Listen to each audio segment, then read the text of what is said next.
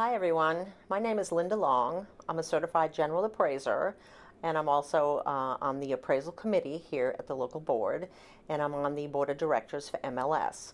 I was going to talk to you today about the new ANSI standards that Fannie Mae came out with the 1st of April.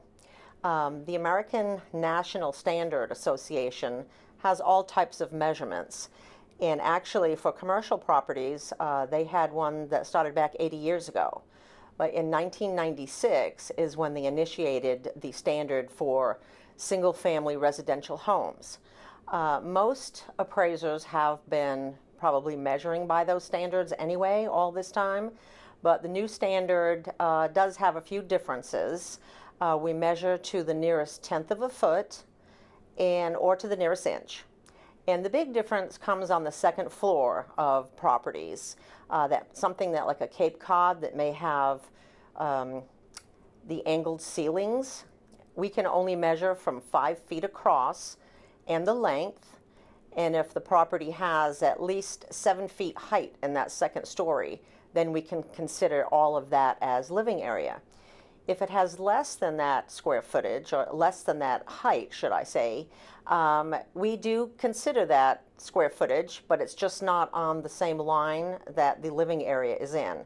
So on the appraisal report, it will be towards the bottom of the grid. There are 3 lines down there, and we would put that in that area and still make adjustments for it.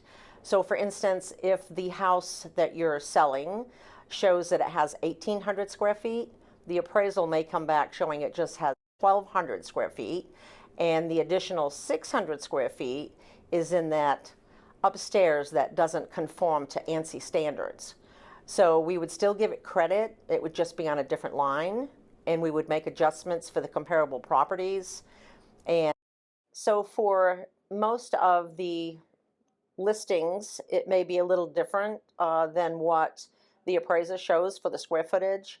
Also, some of the realtors have been hiring the appraisers to go out and measure ahead of time before they list it to show what the ANSI standard is for the square footage of that property. Of course, the assessor's records do not show ANSI standards, and according to Fannie Mae, the appraiser is supposed to do their due diligence and try to come up with the correct square footage, even though we possibly have not measured that property. So if we were to have one next door that is the same square footage, or looks like the same design, we might think that the neighboring property would have the same type of floor plan and the same square footage as the subject. I'm not sure how that will work out, but the appraisers, I think, are doing a good job in getting the square footage accurate for Fannie Mae. We also have to put on the appraisal report what the square footage is for ANSI and list it out. So many square feet, that's ANSI standard, and so many square feet that is not ANSI standard. So it is on every report. The only reports that do not have to conform to ANSI standards right now is VA, FHA, USDA. But all things that go to Fannie Mae have to have the ANSI standards included in that. So if you were to have any questions, I think we're going to have a link on here to show you what a possible appraisal report or the form would look like on the grid, or feel free to reach out to any of the appraisers on the appraisal committee, and we'd be happy to help clarify any questions that you might have.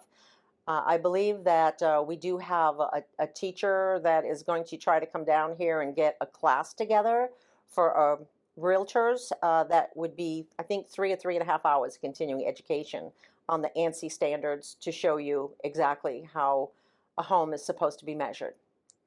That's all I have for now. Thank you.